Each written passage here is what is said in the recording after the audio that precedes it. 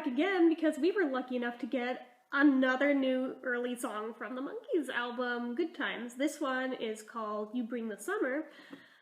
And for as much as I love that first track that dropped, I'm gonna be honest with you. This one, either it needs to grow on me or it just isn't as strong as the other one was. One of my viewers actually used this wording when we were talking about it in the comments, that it has a fake nostalgia feel to it. And I feel that words it and sums it up better than any other way I possibly could have worded it. Also, just the fact that for this album, if you go to the Wikipedia page for the album, you can see the songwriters for each track, and just about all the tracks have different songwriters, and as such, every song is going to have a different feel to it. Now, that isn't necessarily a bad thing. Even in the height of the Monkees years, they had a bunch of different songwriters writing from. That's not a problem. But at least they were usually all on the same page of what exactly the Monkees sound means. Whoever wrote this one, it's a guy from the band XTC. I think his name is Andy Partridge, I want to say? Andy Partridge? Alan Partridge? Something Partridge? Anyway, regardless, I feel like he has mistaken the Beach Boys for the Monkees, or has mishmashed them into one thing, because to me, this feels more like a Beach Boys song than a Monkee song, and that's, again, not a terrible thing. It's listenable, it's catchy, but it doesn't feel like a Monkees song, which is a little bit weird. And unfortunately, I feel like this is probably going to be one of the songs they decide, hey, let's do this one on the tour, because if they've released it as an early track, that to me says that, crap, this is going to be one of the singles and one of the ones they do on the tour, and I'm sure there's plenty of people who love it who will be very thrilled with that, but I unfortunately don't quite share the enthusiasm on this particular one, because again, it sounds like a Beach Boys song, and I like the Beach Boys just fine, don't get me wrong there, but they're one of those bands that because they have such a specific sound to basically all their songs, that you kind of have to be in a specific sort of a mood to want to listen to them, and unless you're in that mood, it's sort of just like, oh god, yeah, that's great. Can we make that stop? Can that not be a thing? Please. Yeah, it just, I don't know, it feels forced, it feels artificial, it doesn't capture the Monkee sound the way that the other track did. And I'm hoping that because these songs seem to be trickling out one at a time, that maybe we're going to get more before the album comes out on May 27th. But who knows? Who even knows? But I'm glad that we are getting songs early. Actually, I found the song completely by chance last night, just minutes before Mike Nesmith posted it to his Facebook. So I was like, hey, I actually found this faster than, well, not found, I'm sure he knew about it, but I found it faster than he posted it, and it was an unlisted video, so how the hell this popped up in my recommended videos on YouTube? I'm not sure, but I'm very thankful for it. I'm very grateful that that was a thing. It just, I don't know, I have some conflicting feelings about it. Also, the lyrical content of the song is practically nil. I mean, I realize that the Monkees are a bubblegum pop band, and expecting much of anything in the way of substance is probably setting the bar too high for them, but it's not like they haven't done it before. If you look at the Monkees' discography and look at some of the later albums they did before the whole dissolution of the band, you'll find there's actually some tracks with a lot of lyrical content. So, I mean, just because they're the Monkees doesn't mean that everything is sort of airheaded, fun and games. It doesn't need to have any content just because it's the Monkees. No, a lot of them actually did have a lot of sociological content and commentary with them.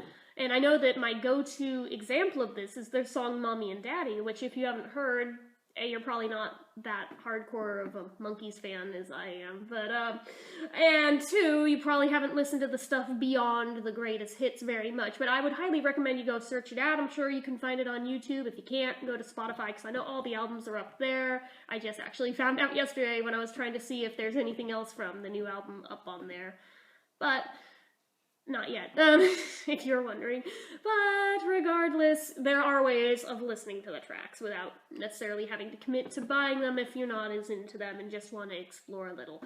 But yeah, they explored some darker themes, and that one was very much not just dark themes, but was also commentary on the social landscape at that point in time, which I thought was kind of mind-blowing for this band to actually have gone there.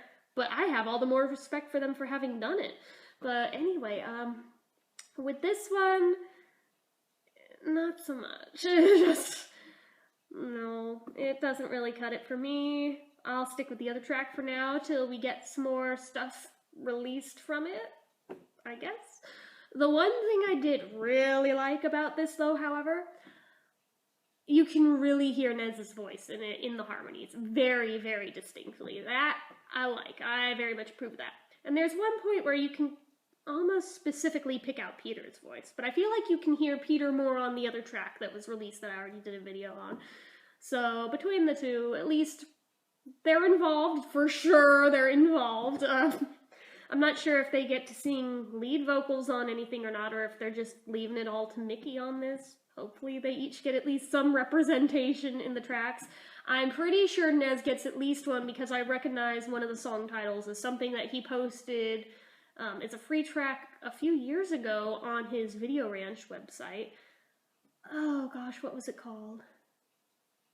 Not I Am Not That. No, that wasn't it. Hold on. I'm gonna bring up the wiki page again because I have the computer right here.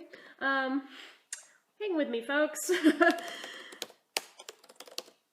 Alright, let's see here. It's one of the last tracks on the album because I just spotted it. Alright, here's the page.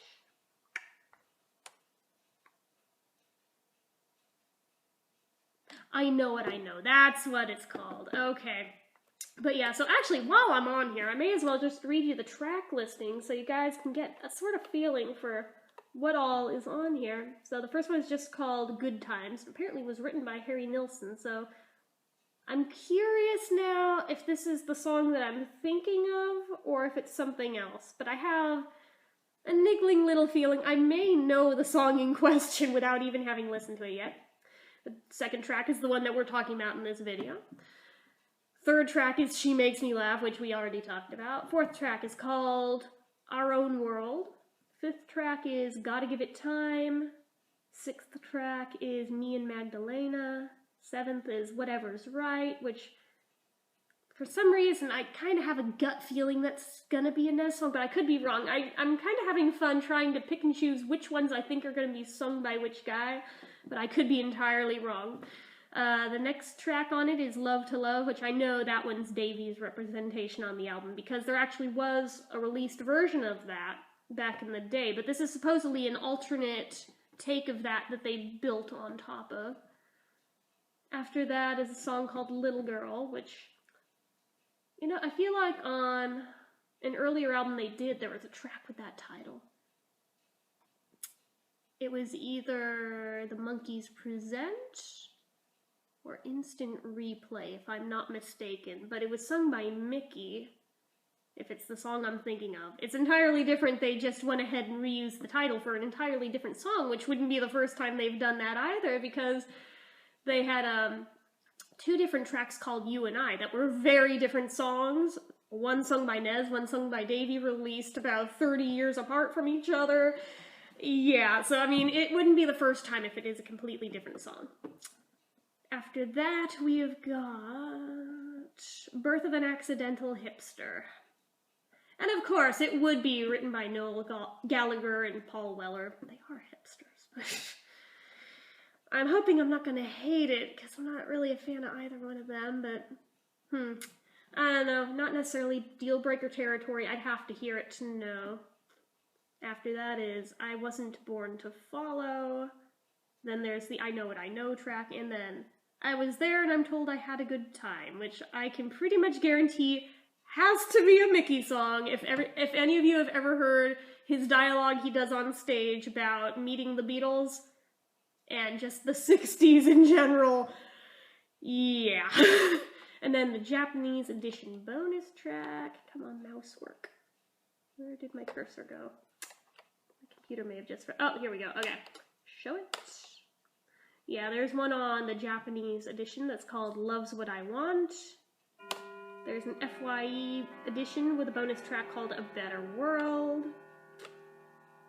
The iTunes and HD Tracks editions have 2 bonus tracks. One is called Terrifying, and one is a alternate version of Me and Magdalena. And then Barnes & Noble has a 7-inch vinyl that just has Love's What I Want and A Better World on it. So, that is what all this album looks like so far. Just, there's no way of knowing what the quality is going to be from song to song here. So, it's very interesting trying to guess it. It's not like we have a terribly long wait, even if they don't drop any further tracks before then, but I feel like they probably will. But yeah, since it's on the 27th, that's only 24 more days, I think, till it comes out, if I'm doing the math correctly. I'm probably not. I'm really bad at math, so I should probably have used a calculator before going and saying that, but it's right in there if I'm off a day, give or take one. But anyway, yeah, it just, this particular track, I kind of have mixed feelings about, because, like I said, I love the fact that you can hear Nez's voice on it very clearly, and I like the harmonies, and in general, it's not a terrible song, it's not unlistenable by any means, it just doesn't have the feel of a Monkees track. Even though I realize in saying that, that could mean a whole lot of different things to different people, and that's probably why there was some confusion in what was written here, because the Monkees had such distinctly different styles from track to track, once you got into the later years especially, that it could mean any number of things. And maybe, I guess, this person decided that it was close enough to the Beach Boys to go with the Beach Boys sound here. I mean, the only thing missing is just the multi-part harmony throughout the entire song, which thankfully they didn't do. They just did it at points, but it's very, very distinct, especially towards the end. But yeah, it's a little weird, but not bad. I would still recommend listening to it, and I'm sure there's a lot of people that may even like this one more than the other track. It's a matter of personal opinion. For me personally, I wasn't that wild on it, but I don't hate it, and I don't think it sounds bad by any means. It just didn't have the right feel to it. So I have high hopes for the rest of the album still, especially based on the one song. I have very high hopes that there's more tracks that do have the correct sound to them and do stand up and hold their own. But yeah, I don't know. If this ends up being the final Monkees album, which it very well could be, I feel like it would be a more fitting last chapter to the legacy than Just Us or Pool It would have been. Because Pool It was just so vastly different for being merely a product of the 80s that it doesn't fit in with anything else, really. And then Just Us, I mean, it was cool, but it just, you know, I really wouldn't have liked to see it end on that particular note, so I'm glad that it's not going to.